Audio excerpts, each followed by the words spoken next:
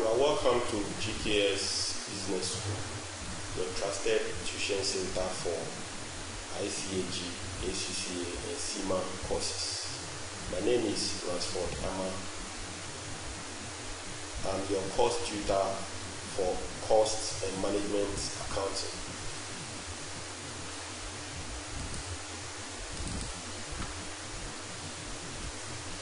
Today we are going to look at paper 3.3 in the ICAG syllabus, Cost and Management Accounting.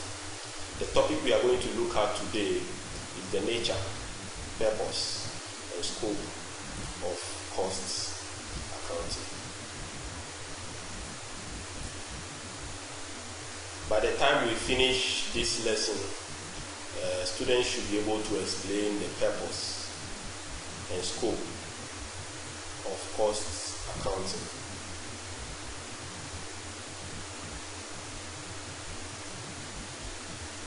Two, students should be able to explain the relationship between financial accounting, cost accounting, and management accounting.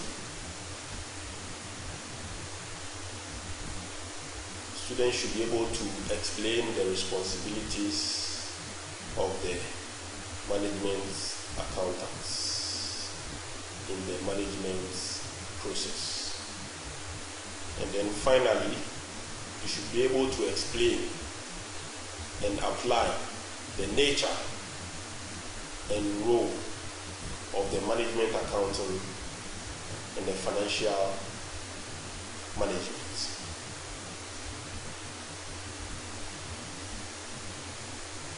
I would like to explain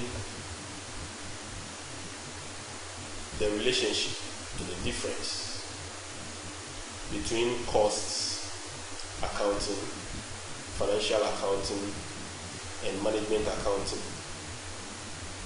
in one step. Okay, let's look at costs accounting, and then financial accounting, and then management accounting.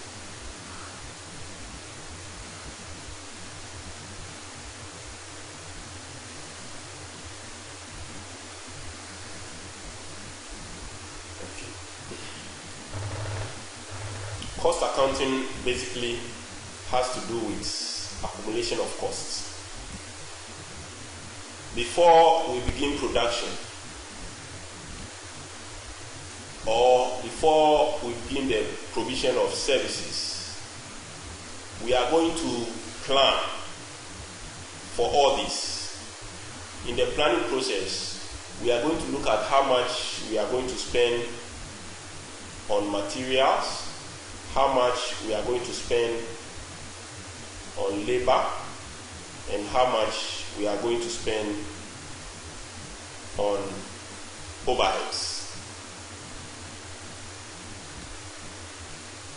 The practice of accumulating these costs is what we call costs accounting. Financial accounting, on the other hand, has to do with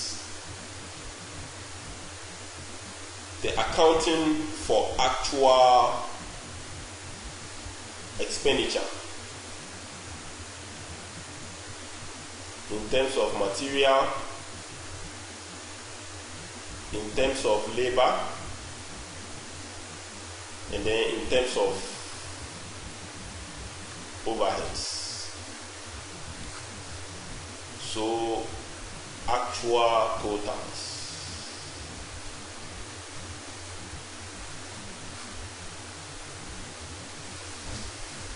Management accounting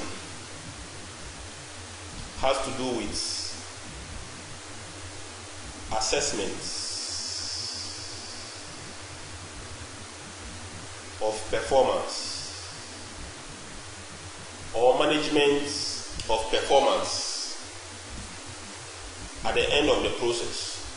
Simply put, before we began producing the products, we accumulated the cost of material, the labor costs, and the overhead costs in our planning process. And then after we have produced, we were able to buy materials, we are able to get the labor costs, and then we got the overhead costs. So after everything, we have to compare the actual costs, that is 2, against the planned costs, that is 1, and then know whether we're able to utilize material efficiently.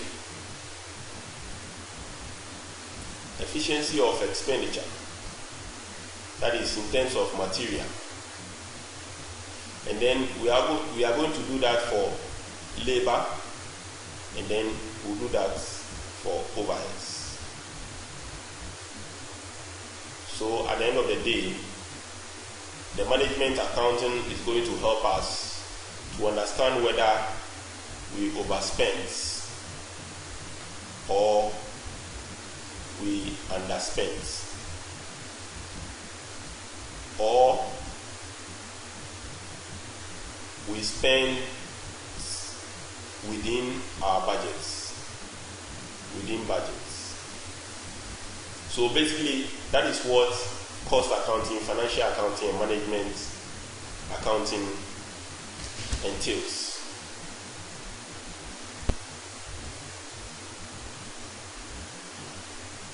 Now, why are we studying about cost accounting, management accounting, and financial accounting, and how they are interrelated? We are doing so in order to provide information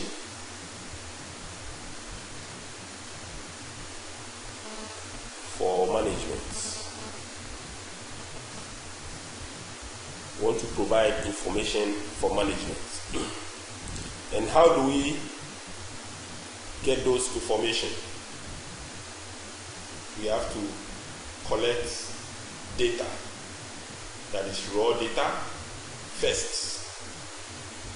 And then second, we also have to collect information from other sources.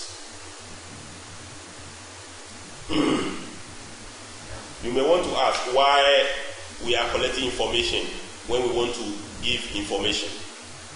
Before you are able to make your own decisions, or before you are able to provide meaningful information, you have to collect your data, your raw data, and then analyze.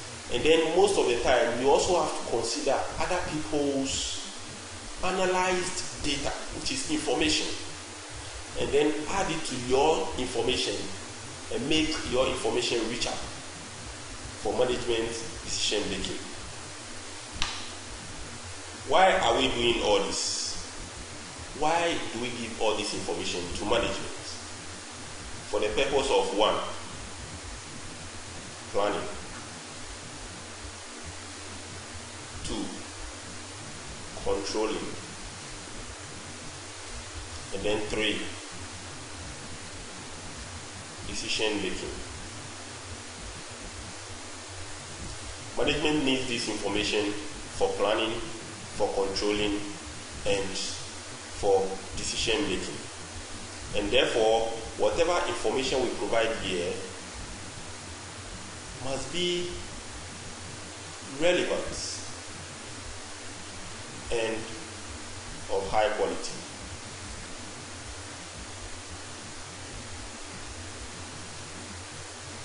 Must also be accurate,